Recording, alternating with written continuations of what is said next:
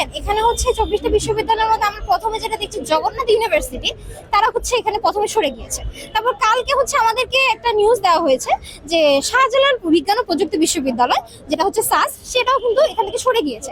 কিন্তু তারা যে মানে এক্সকিউজ গুলো দেখাচ্ছে তা খুবই লেট। দেখেন এখানে তারা হচ্ছে মূলত সেকেন্ড টাইমটা বন্ধ করে দিয়েছে।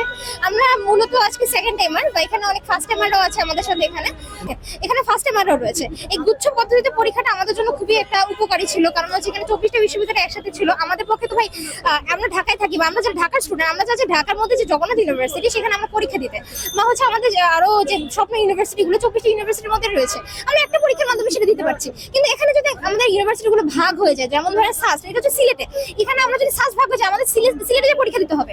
আর যদি জগন্নাথ ভাগ হয়ে যায়, জগন্নাথ শুধু ঢাকায় রয়েছে, আমরা ঢাকার স্টুডেন্টরা হচ্ছে এখানে পরীক্ষা দিতে পারবো, ঢাকার বাইরের স্টুডেন্ট এখানে এসে পরীক্ষা দিতে পারবে না। আরেকটা বিষয় কথা, যে আরেকটা বিষয়, গুচ্ছ পদ্ধতি যে পরীক্ষাটা, এটা মূলত বিভাগীয় শহরে কেন্দ্র করে, বিভাগীয় শহরে যারা হচ্ছে মানে বিভাগীয় যারা স্টুডেন্ট আছে তারা হচ্ছে এখানে পরীক্ষা দিতে পারে। কিন্তু গুচ্ছ পদ্ধতি যে এখন আস্তে আস্তে যদি ভেঙে যায়, যেমন বড় বড় ইউনিভার্সিটি গুলো ভেঙে যাচ্ছে, জগন্নাথ ইউনিভার্সিটি রিটেন পদ্ধতি বাদ দিয়ে দিয়েছে।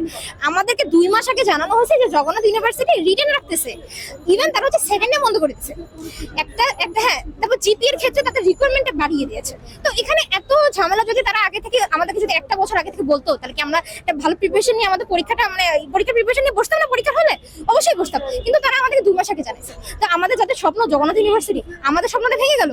তারপর হচ্ছে যারা হচ্ছে ফার্স্ট টাইমার, তারা তারা তারা জানে যে আরে এটা তো এমসিকিউ পদ্ধতিতে পরীক্ষা হবে, আমি ওই অনুযায়ী পরীক্ষাটা প্রিপারেশন নিতে থাকি। কিন্তু আমাদেরকে জানানো হয়েছে মানে তারাও জানছে যে রিটেন পদ্ধতি হবে, কারণ রিটেনের জন্য আমাদের আরেক আলাদা করে প্রিপারেশন নিতে হয়।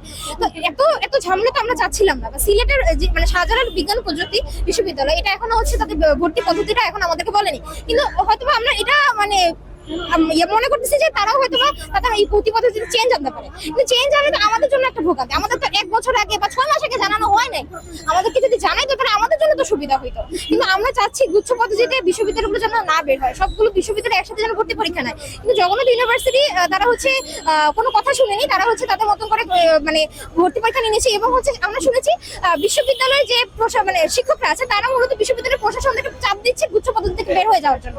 আমাদের কাছে অনুরোধ বা আমাদের কাছে প্রশ্ন যে শিক্ষক প্যানেলরা কেন এরকম করছেন আমাদের সাথে, তারা কেন শিক্ষার্থীদের সাথে মানে ভালো হচ্ছেন না, তারা কেন আমাদের সাথে এরকম অদ্ভুত আচরণ করছেন। আমরা যারা সেকেন্ড টাইমার আছি বা হচ্ছে আমরা যারা এখনো এই পদ্ধতিটা এখনো ভালো করে ক্যাচ করতে পারতেছি না, তাদের জন্য তো আমাদের জন্য অনেক বেশি মানে নেগেটিভ পয়েন্ট। আমাদের শিক্ষা পদ্ধতিটা একটু মানে আমাদের শিক্ষা অবস্থা খুবই খারাপ হয়ে যায়। তো আমরা চাচ্ছি গুচ্ছ পদ্ধতিটা বহাল থাকুক। মূলত এখানে 24টা বিশ্ববিদ্যালয় একত্রিত হয়ে একটি ভর্তি পরীক্ষার আয়োজন করে, যেখানে হচ্ছে আমরা 24টা বিশ্ববিদ্যালয়ের ফর্ম আমাদের হচ্ছে একবারে তুলে হচ্ছে আমরা এখান থেকে পরীক্ষা দিতে পারি, এবং যে যার যোগ্যতা অনুযায়ী 24টা বিশ্ববিদ্যালয়ের জীবনে একটি বিশ্ববিদ্যালয়ে ভালো একটি সাবজেক্টে তারা চান্স পেয়ে থাকে।